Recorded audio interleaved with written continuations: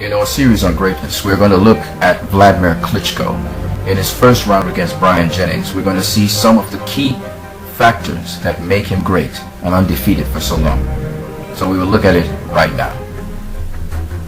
Bryant Jennings starts to attack Vladimir Klitschko, but his lead hand immediately gets into Bryant Jennings' face. Every time Bryant Jennings tries to get on the inside or slip a punch, the lead hand is there to head control Jennings, and it's also there to occupy. Watch how Klitschko uses his lead hand to occupy Jennings, head control him, and keep him at distance. Also, Klitschko has great athleticism, so that he maintains range and distance as he would like.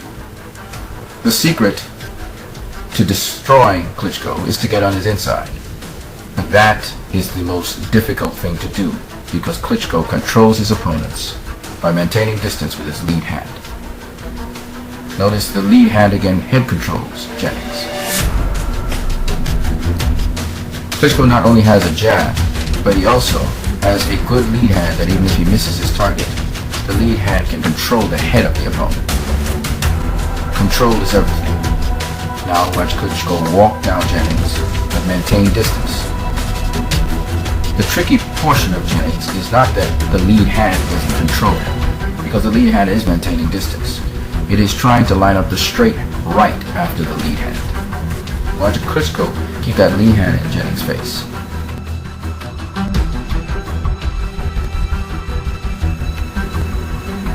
Jennings is moving laterally and trying to move on the inside. Every time he tries to move on the inside, Klitschko's lead hand is there in his face. Though Jennings has lateral movement so that Klitschko cannot line up and throw the straight right, the lead hand is almost always occupying Jennings and blocking him. Jennings just doesn't stay still enough for the straight right.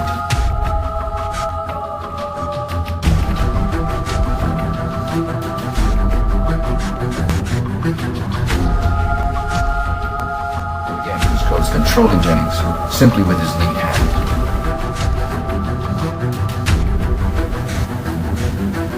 This is the power of Vladimir Klitschko, his lead hand, and his respect for distance, not overcommitting and staying well in balance. He respects distance. When Jennings tries to come inside, Klitschko will take 2 steps back. Even though he's stalking Jennings, he maintains distance, and he's always in balance. See him move 2 steps back when Jennings tries to come forward. That lead hand is always in Jennings' face.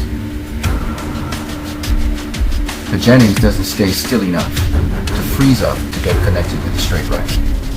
Klitschko gives you the textbook method in how to use the lead hand to control your opponent in boxing. And he's exceptionally good at it as a heavyweight.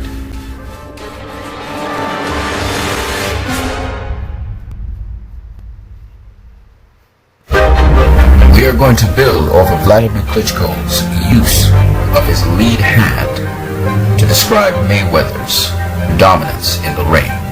There are many facets and factors with Mayweather, so we cannot cover them all. Let's begin round 1. First of all, we must talk about stance and footwork. Look at Mayweather's feet. Notice where they are.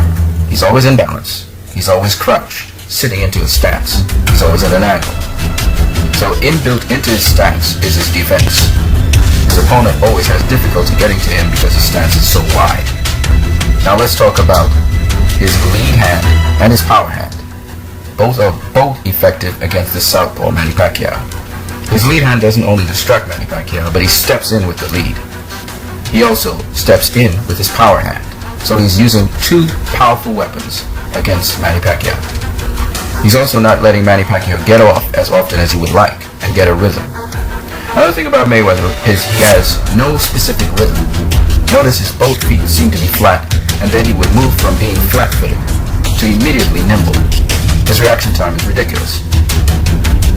The other thing about Mayweather is his use of angles. As you can see, right now, he's at an angle, and he's also striking at an angle, and pivoting at the same time. Notice he's pivoting in an anti-clockwise manner right now. Always turning. When he turns, his opponent must turn, so he controls the direction in which his opponent turns. So there are many different things Mayweather does in that ring. He's aware of everything going on in the ring, where he is in the ring at all times. He also respects distance. Now all of these things he's doing simultaneously, He's controlling his opponent by turning him how he wants him to turn him. He's also maintaining distance. He's using his lead hand and also his power hand on his opponent, being offensively minded but defensively responsible.